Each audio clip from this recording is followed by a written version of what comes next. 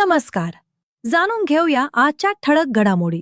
गटारीचे पाणी घरात, प्रशासन मात्र झोपेत. इचलकरंजीतील सांगली रोड परिसरातील नागरिकांचा संताप. इचलकरंजी शहरातील सांगली रोडवरील फॉर्च्यून प्लाझा, बिग बाजार समोरील परिसरात गटारी तुंबल्याने नागरिकांचे जनजीवन विस्कळीत झाले असून सार्वजनिक आरोग्याचा प्रश्न गंभीर बनला आहे.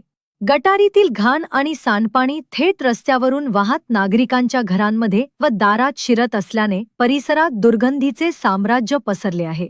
स्थानिक नागरिकांच्या म्हणण्यानुसार जिओ कंपनीने केबल टाकण्यासाठी गटारीच्या पाईपमध्ये पाईपलाईन टाकल्यामुळे पाण्याचा प्रवाह अडथळला आहे. त्यामुळे गटार वारंवार तुंबून सांडपाणी रस्त्यावर येत आहे.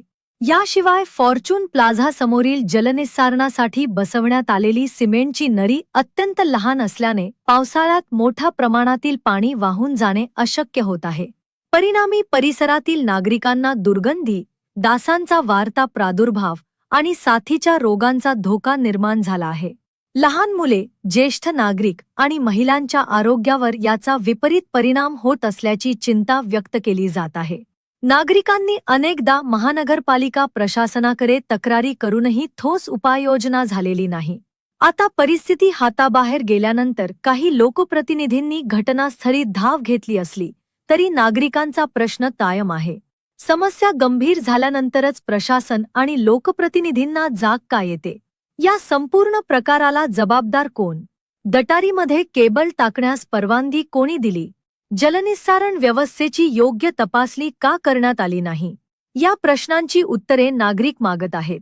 परिसरातील नागरिकांनी तातडीने गटारीची स्वच्छता करून अडथळे दूर करावेत, योग्य क्षमतेची जलनिस्सारण व्यवस्था उभारावी आणि निष्काळजीपणा करणाऱ्या संबंधितांवर कठोर कारवाई करावी, अशी मागणी केली आहे. अन्यथा तीव्र लोकांदोलन छेडण्याचा इशाराही नागरिकांनी दिला आहे. अशाच लेटेस्ट अपडेट व बातमीसाठी आमच्या इंस्टाग्राम अकाउंटला फॉलो व यूट्यूब चॅनलला सबस्क्राईब नक्की करा व तुमचे कमेंट आम्हाला नक्की कळवा.